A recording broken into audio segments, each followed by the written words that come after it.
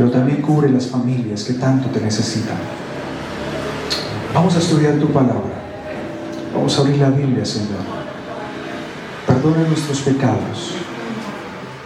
Úngenos con tu Espíritu Santo. Límpianos con la sangre preciosa de Jesús. Y dirige nuestros pensamientos, Señor, para el tema de esta mañana. En el nombre de Jesús. Amén.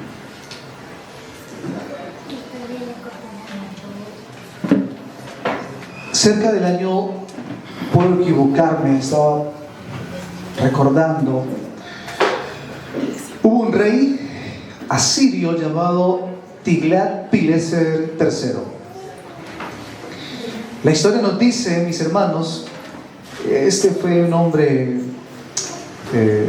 asirio, de nacionalidad siria, comandante, jefe, pero tiene una característica por la cual lo recordamos y por la cual se recuerda en las Escrituras. ¿Saben cuál era? Era malvado,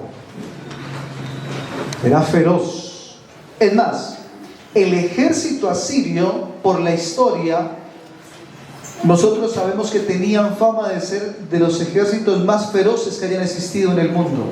¿Sabe qué les gustaba hacer a ellos? Cuando conquistaban una ciudad, ellos no solamente mataban y violaban y hacían daño, sino que tenían fama de, eso tiene un término, se me va, pero de despellejar vivos a sus enemigos. Eran pueblos feroces. Y Tiglat-Pileser III encabezaba, en ese tiempo, creo que es el año 740, yo si mal no estoy, encabezaba entonces una guerra contra el ejército de Israel.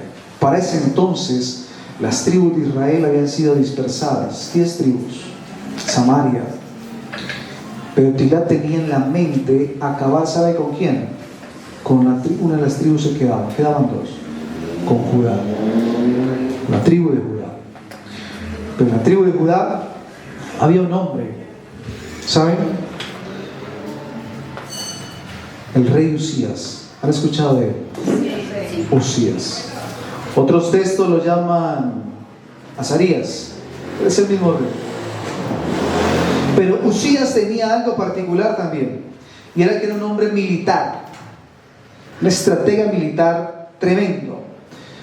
También nos dice la escritura que fue Usías quien, para el ejército de Judá, de Israel, con sus ingenieros crearon armas, como por ejemplo esas catapultas que tiran bolas de piedras, ¿sí?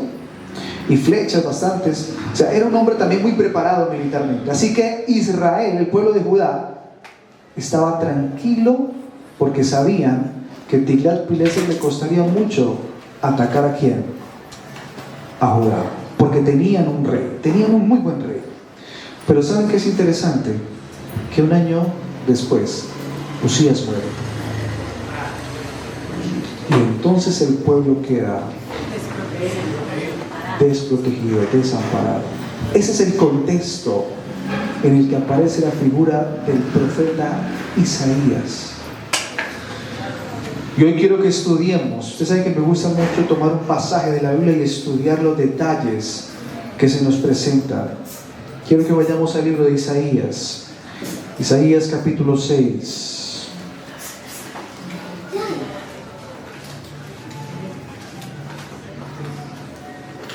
El pueblo había olvidado que con la muerte de Usías había muerto, sí, un general, un gran rey, pero quien había dado el poder y la autoridad a ese rey todavía estaba vivo, y ese era el Señor Jesucristo. El pueblo lo había olvidado. Así que el Señor le presenta a Isaías, y vamos a mirar algunos detalles de un mensaje súper importante para el pueblo de Dios hoy y para el pueblo en ese entonces. Isaías capítulo 6 versículo 1, vamos a ir leyendo, ¿ok? En el año en que murió el rey Usías, vi yo al Señor sentado sobre un trono. ¿Y cómo era el trono? Alto y sublime. Muy bien. Y el borde de su vestidura, ¿qué cosa? Llenaba todo el templo. Es decir, que Isaías ve al Señor, dice la escritura, Pero ¿dónde lo ve? ¿Dónde está el Señor? En el templo, en el santuario. ¿Ok? Ahora quiero preguntar algo. ¿Isaías era sacerdote? ¿Pertenecía de pronto Isaías a la tribu de Leví? No, Isaías no era sacerdote. Recordando un poquito, ustedes saben que los únicos que podían oficiar en el santuario, ¿quiénes eran? Los levitas, los sacerdotes. Aún así, los sacerdotes descendientes de Aarón tenían más privilegios que los otros sacerdotes. Y solamente el sumo sacerdote podía entrar ¿dónde? Al lugar santísimo. De pronto, si aquí hay alguien que para él es nuevo, así de manera gráfica rápidamente, al pueblo de Israel se le pidió que hicieran un santuario. Y ese santuario tenía 3 departamentos a nivel general. Como para graficarlo, esta parte donde ustedes están, el atrio. Aquí había una cortina y esta parte de aquí era el lugar santo. No, es gráficamente como para que tengan, no estoy aplicándolo a la iglesia. Y de aquí para allá, no estoy haciendo una aplicación simbólica a la iglesia, simplemente es un ejemplo, una ilustración. Y de aquí para allá era el lugar santísimo. Los israelitas, que no eran sacerdotes, solamente podían llegar hasta la entrada del pórtico o del atrio y llevar ahí el sacerdote. No podían ingresar, no podían ver, tan siquiera como yo puedo ver allá al restaurante, lo que hay, pero no podían ver lo que había detrás del lugar santo ni detrás del lugar santísimo, mucho menos. Solamente el sumo sacerdote podía hacerlo, pues pasar estos compartimientos. De resto, lo demás se oficiaba aquí. Pero Isaías no podía, Isaías solamente llegaba hasta ahí. Es decir, que Isaías desconocía estas cosas. Pero miren que es interesante, que la visión que se va a mostrar y que ustedes van a leer aquí, no se le mostró a un sacerdote, se le mostró a Isaías, a un profeta. Versículo 2. Por encima de él habían serafines. Cada uno tenía ¿qué cosa? 6 alas. Con 2 cubrían sus rostros y con 2 cubrían sus pies y con 2 volaban. Y el uno al otro daba voces diciendo: Santo, Santo, Santo, Jehová de los ejércitos. Toda la tierra ¿qué cosa? Está llena de su gloria. Esto es importante. Y los quiciales de la puerta, dice la escritura, ¿qué cosa? Se estremecieron con la voz del que clamaba, y la casa se llenó de humo. ¿Ustedes recuerdan algún episodio donde la casa, hayan leído que la casa se haya llenado de humo? ¿Recuerdan? ¿En qué momento pasaba eso? Yo sé que ustedes saben, eso es lo que nos daban. ¿Cuándo? Y la casa se llenó de humo. ¿Recuerdan ese texto? El día de la expiación. ¿Recuerdan? Cuando se llenaba de humo el santuario, que nadie podía ingresar salvo ¿quién? Y porque el sacerdote, el sumo, ya estaba ahí. La intercesión con el Padre. Ahora es interesante que Isaías, desde el pórtico, le permiten mirar. Pero no solamente le permiten mirar mira hacia dónde va. Entonces dije: ay de mí, que soy muerto, porque siendo hombre inmundo de labios y habitando en medio de un pueblo que tiene labios inmundos, han visto mis ojos ¿a quién? Al Rey Jehová de los ejércitos. Es decir, que Isaías ¿hasta dónde pudo contemplar? Hasta el lugar santísimo. Yo quiero simplemente, a manera de ilustración, que usted por un momento haga el ejercicio de reflexionar. ¿Qué haría usted si el Señor le permite contemplar semejante visión? No somos sacerdotes, según la tribu, pues según el orden de los levitas. Era simplemente un israelita más, que sería llamado a ocupar ¿qué cosa? una profesión, iba a ser profeta. Pero se le dio un honor muy alto. ¿Sabe qué es lo interesante? Que Isaías contempla la gloria de Dios e inmediatamente su actitud es una actitud de humillación. Porque el texto dice que Isaías inmediatamente clama: ¡ay de mí! ¿Que soy qué cosa? Que soy muerto. ¿Por qué Isaías pensaría en ese momento que iba a morir? Recuerda que cuando a Moisés se le dijo en un momento: quítate las sandalias, que el lugar donde estás, ¿qué cosa? Santo es. Existe cierta preocupación hoy en el adventismo, y es porque muchos a veces hemos perdido la noción de santidad que tiene el sábado. El sábado, el Señor, ¿sabe qué hace el sábado el Señor? Se prepara para escuchar y estar con su pueblo.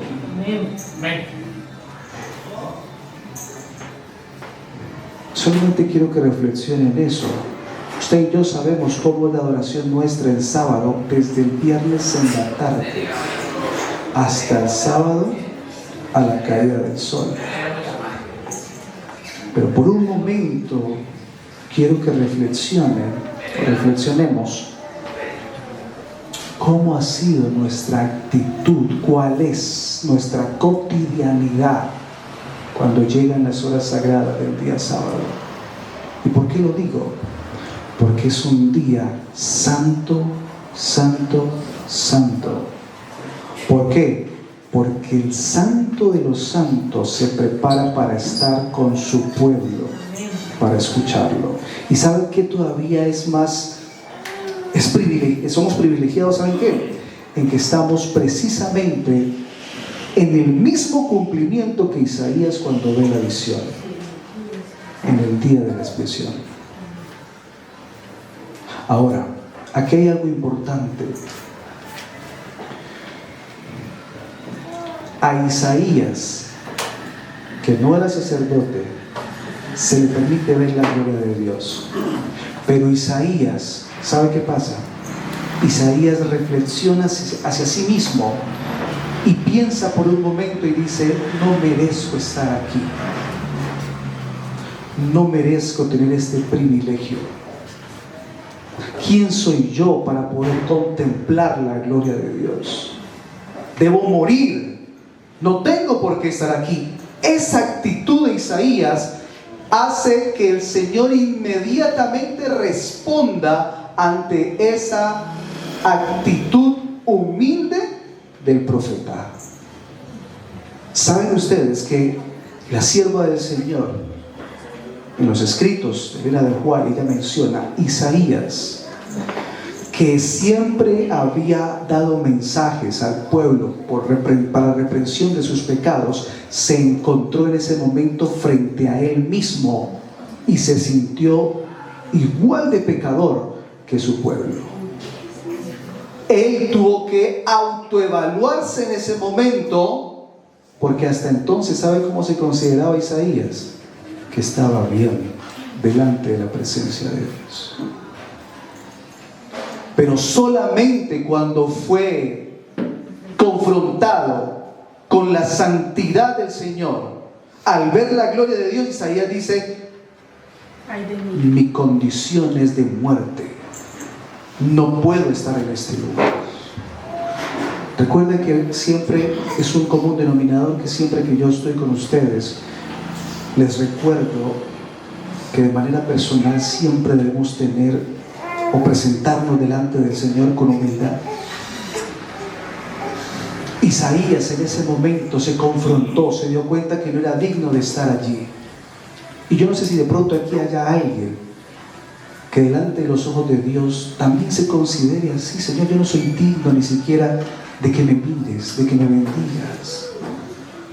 Puede ser un adventista o no puede ser un adventista. No soy digno de que me escuches, de tus bendiciones. Soy pecador, soy pecadora. Pues bien, ¿sabe que esa fue la actitud de Isaías? Pero quiero decirle algo más. Quiero presentarle la respuesta inmediata de Jesús a esa oración. Miren lo que dice el texto. Versículo 5: entonces dije, ay de mí que soy muerto, porque siendo hombre inmundo de labios y habitando en medio de un pueblo que tiene labios inmundos, han visto mis ojos al Rey, Jehová de los ejércitos. ¿Y qué dice el 6? Y voló hacia mí, ¿quién?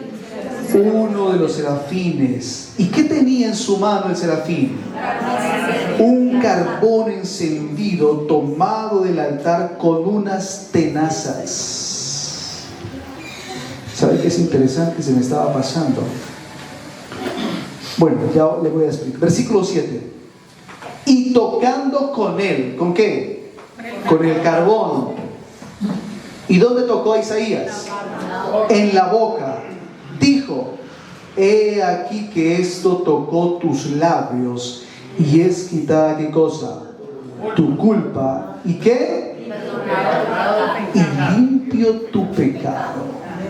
¿Sabe qué causa en el Señor, en el lugar santísimo, la oración de un hijo de Dios humilde, pero que reconoce su condición delante de Dios?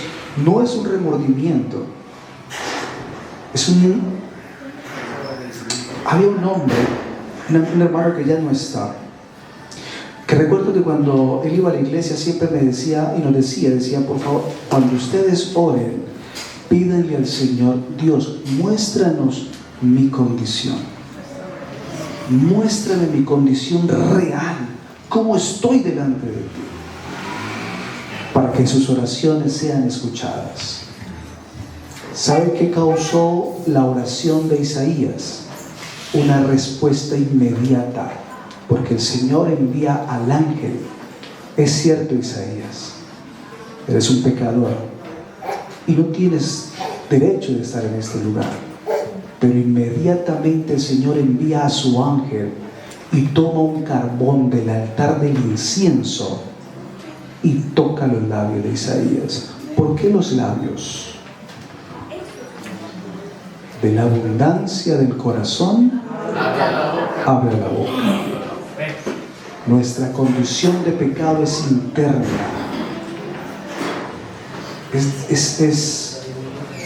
Está en nuestro ADN. Somos pecadores. Mi inclinación siempre va a ser hacia lo malo.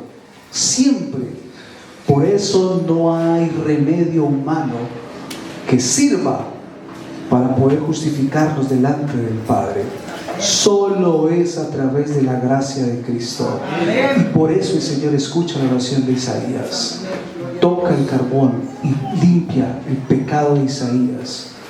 Por eso Isaías dice, este pueblo también está en pecado, y hace la expresión de los labios, es decir, porque todo lo que sale de nuestra boca no es sino finalmente lo que está dentro de nosotros.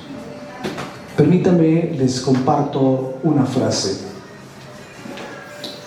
Isaías había condenado los pecados de otros, pero ahora se vio a sí mismo expuesto a la misma condenación que había pronunciado contra ellos.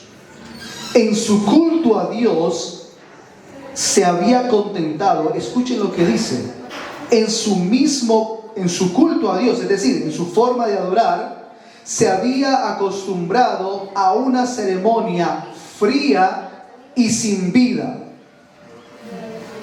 No se había dado cuenta de esto hasta que recibió la visión del Señor. Cuán pequeños le parecieron entonces sus talentos y su sabiduría al contemplar la santidad y majestad del santuario celestial. Cuán indigno era y cuán incapaz para el servicio sagrado. La forma en que se vio a sí mismo podría expresarse en el lenguaje del apóstol Pablo, miserable de mí, ¿quién me librará de este cuerpo de muerte? Sin embargo, se envió alivio a Isaías en su angustia. Y entonces viene la aplicación personal. La visión que fue dada a Isaías representa la condición del pueblo de Dios en los últimos días. ¿Cuándo? En los últimos días. Este tiene el privilegio de ver por fe la obra que se está realizando en el santuario celestial. ¿Eso es cierto o es mentira? ¿Nosotros podemos ver por fe lo que está pasando en el lugar santísimo? ¿Acaso usted no ha predicado muchas veces que todavía podemos pedir perdón al Señor porque Cristo está en el lugar santísimo? De eso se trata. Isaías lo vio en visión, nosotros lo creemos y lo vemos por fe. Amén. Porque hoy en el lugar santísimo Cristo está allí, escuchando las oraciones y las súplicas de las personas, de sus hijos. Por eso responde, por eso envía a sus ángeles.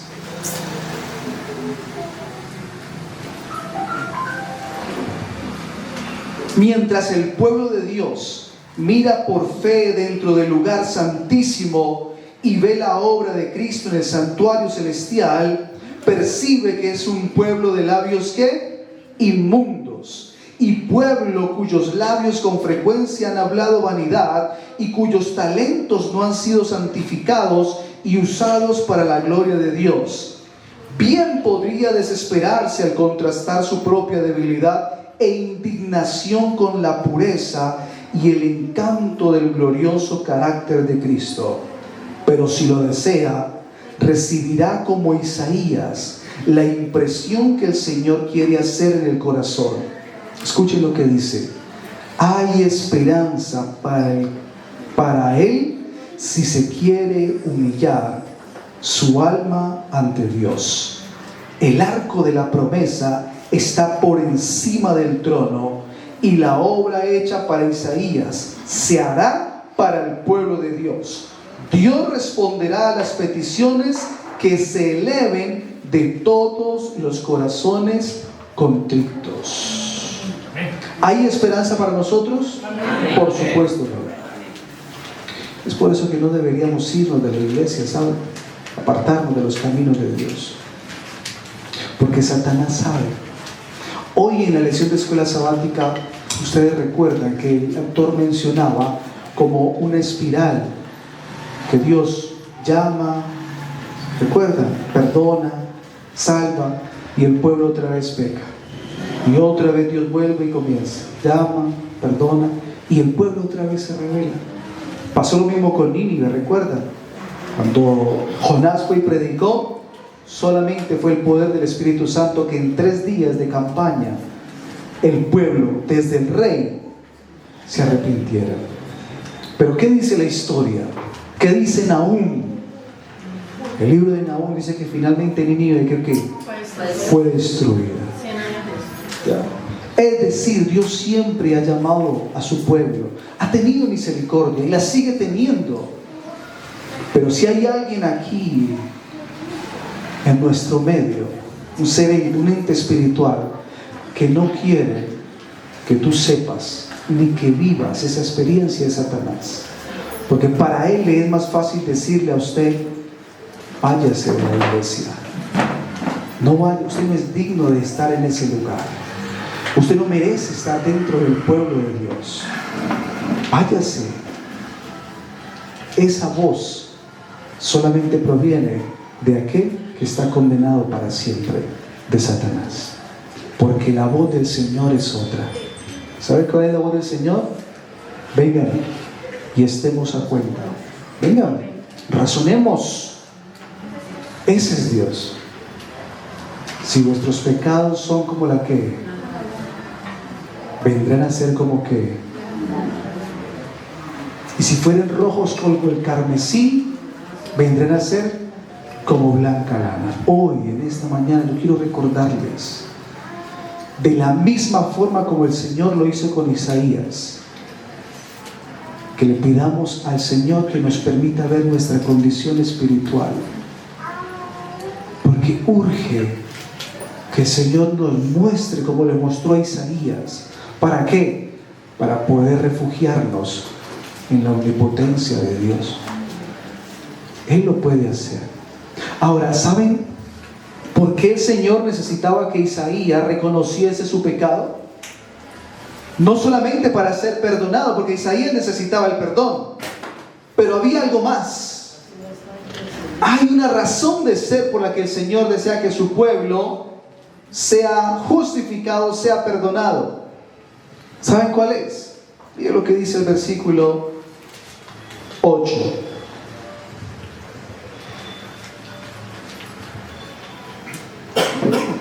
Isaías 6:8.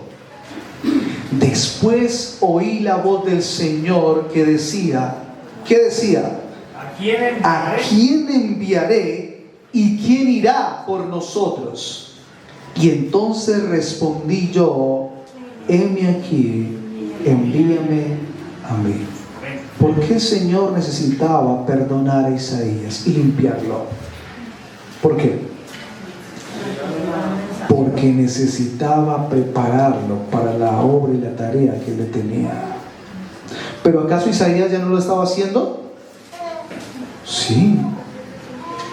Isaías ya lo venía haciendo. El texto, según los escritos de Elena de White, menciona que Isaías ya había tenido en otras oportunidades la tarea de predicarles el pecado, de reprender el pecado de los israelitas. Isaías ya lo estaba haciendo, tanto que ella dice, ahora tuvo que confrontarse él mismo por los pecados que él reprendía, ahora le tocó a él. Lo interesante es que ya estaba trabajando para el Señor, Jefferson. Ya estaba trabajando para Dios, pero el Señor necesitaba prepararlo realmente, porque para lo que le venía no podía en la condición en la que estaba. ¿Cómo así?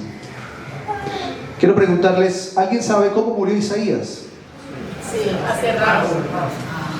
¿Sabe qué dice la escritura? Que Isaías lo cortaron por la mitad. ¿Y ustedes creen que Isaías de pronto se defendió, pidió ayuda? Isaías permitió que lo asesinaran. ¿Qué hace que un cristiano entregue su vida por la obra y por el amor que tiene hacia su Creador? Convicción de la vida. Esto no es una obra natural de nosotros.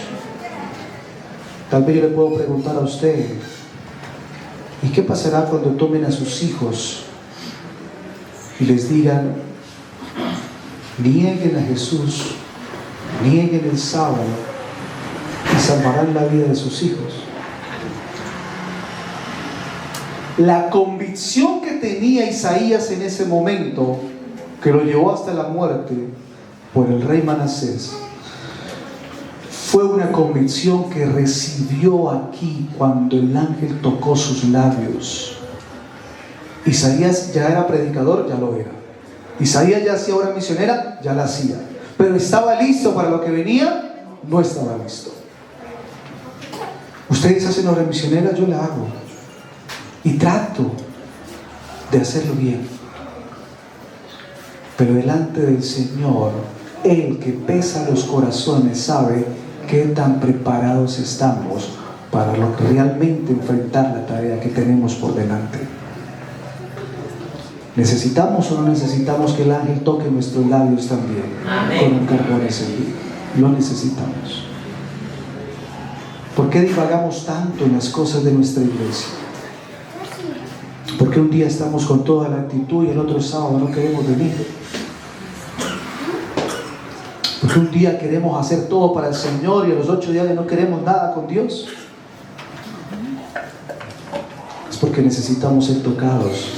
Nuestros labios necesitan ser tocados de la misma forma como fue tocado Isaías. No hay otra razón de ser. ¿Por qué la iglesia no ha podido unirse en pro de la obra de Dios como debería? Pero es que estamos en la iglesia y predicamos y somos directores de departamentos. Pero todavía no he podido relacionarme con mis semejantes como el cielo demanda. ¿Por qué? Porque todavía no hemos sido tocados como lo fue Isaías. Tal como Isaías predicamos y hacemos la obra. Pero si en estos momentos se pidiera la vida de nosotros por la convicción espiritual que hoy decimos creer, muy pocos la daríamos. Necesitamos que el Señor haga en nosotros esa obra extraña, pero que tiene que ver con la transformación del carácter, esa convicción real de querer servirle, de serle fiel y de decidirnos por Jesús a pesar de y sin importar lo que pase a nuestro alrededor. Esa convicción solamente viene del cielo a través del Espíritu Santo. Yo la necesito, usted la necesita. Hay una obra que hacer, mis hermanos. Este año, que precisamente terminó el primer mes ya, estamos en febrero. Y cuando menos piense estoy aquí, ya estamos en marzo. Y pasa el tiempo y ya estamos celebrando fin de año. Pero yo simplemente quiero que haga una reflexión del año pasado a hoy. ¿Qué cosas usted no quiere que se repitan? ¿Cuántas personas llegaron a los pies de Jesús a través del trabajo misionero de ustedes el año pasado? ¿Cuántas personas desean ustedes que el Señor traiga a su pueblo a través de nuestro trabajo misionero este año? La obra que viene, que está delante de nosotros, es grande. Y yo sé que todos tenemos responsabilidades personales, independientes. Pero tenemos una obra ante el Señor que no podemos obviar. Hay una tarea que hacer. Pero el Señor necesita prepararnos como preparó a Isaías. Y entonces lanza la pregunta otra vez: ¿a quién enviaré? Ahí está Restrepo. Los ángeles desean ir a hacer esta obra, ¿sabían? Los ángeles se esperan la orden del Señor. Déjanos, hacemos toda esta tarea de predicación. Pero el Señor no la confió a los ángeles, no la confió a nosotros. Ahí está. ¿A quién enviaré? ¿Quién irá por nosotros? Esa respuesta de Isaías: heme aquí, envíame a mí, sin importar las consecuencias que esto traiga, solamente se dio por el ungimiento del profeta a través del Espíritu Santo. Necesitamos ser ungidos, hermanos, porque tenemos una obra que hacer en este lugar. ¿Cuántos delante del Señor están dispuestos a cumplir con la parte que les toca? ¿Saben? Solamente Dios puede hacer eso.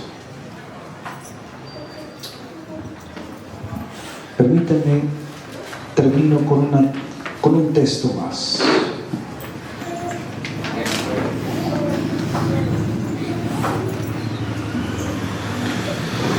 Isaías recibió una maravillosa visión de la gloria de Dios. Vio la manifestación del poder de Dios y después de haber contemplado su majestad, recibió el mensaje de ir y realizar cierta obra, pero se sintió completamente indigno por ella. ¿Qué hizo que se considerara indigno?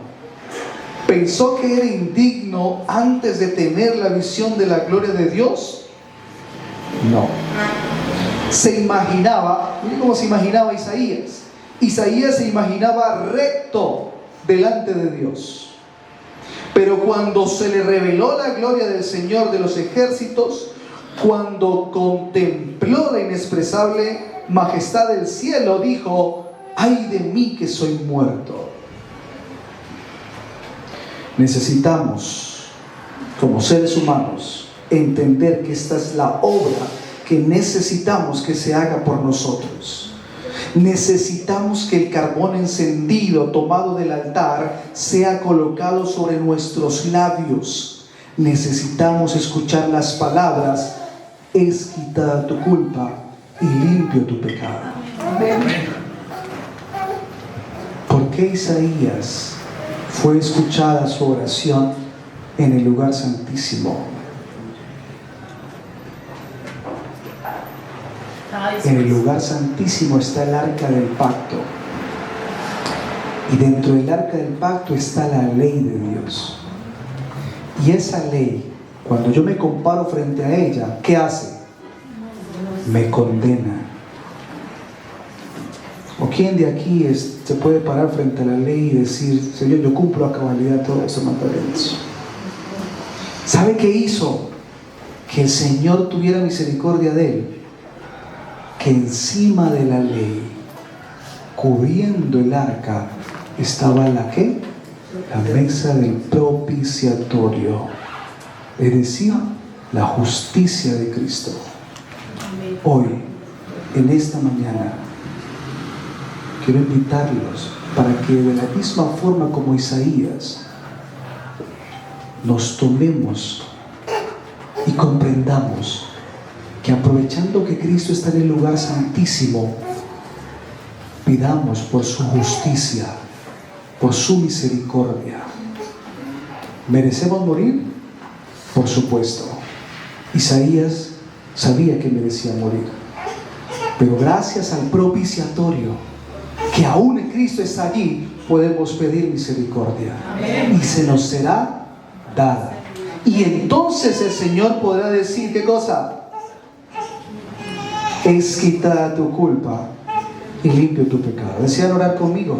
Amén. Vamos a orar allí donde estamos. Vamos a colocarlo de rodillas.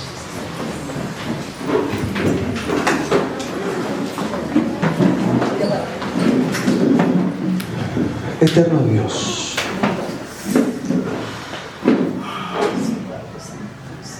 en el nombre de Jesús queremos pedirte, Señor, en este año, que hoy tan solo, oh Dios, empezamos el segundo mes, que por favor nos permitas conocer nuestra condición delante de ti. Señor, permítenos tener la experiencia de Isaías. Permítenos, Señor, poder contar con la bendición, oh Dios, de ser tocados nuestros labios por ese carbón encendido tomado del altar. Necesitamos, Señor, como pueblo, como iglesia, oh Dios, ser transformados por el poder de tu Espíritu Santo. Solamente así, Señor, estaremos capacitados para la gran obra que viene y que está delante de nosotros. No queremos repetir un año más igual al anterior. No queremos repetir las cosas negativas, la negligencia o cualquier actitud, Señor. Queremos que este año sea diferente. En nuestro ministerio, según los talentos que tú nos has dado, permítenos, Señor, servirte de la mejor manera que podamos. Todos tenemos una obra que hacer.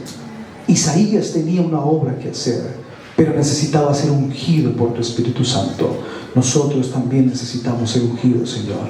Y en esta mañana te pedimos, en el nombre de Jesús, que nos unjas, oh Dios, desde lo alto de los cielos con tu poder. Prepáranos, Señor. Estamos dispuestos a hacer la parte que nos toca. Y reconocemos, Señor, nuestra incapacidad. Reconocemos nuestro pecado. Por favor, ten misericordia de nosotros y perdónanos. Quítanos nuestra culpa y límpianos de nuestros pecados. Gracias, Señor, porque sabemos que aún hoy se extiende tu misericordia con nosotros. Acompáñanos, por favor. Permítenos, Padre Celestial, presentar este mensaje donde quiera que vayamos. Y por lo pronto, ahora que vamos a casa, llévanos con bien y bendícenos en el nombre de Jesús. Amén. Amén.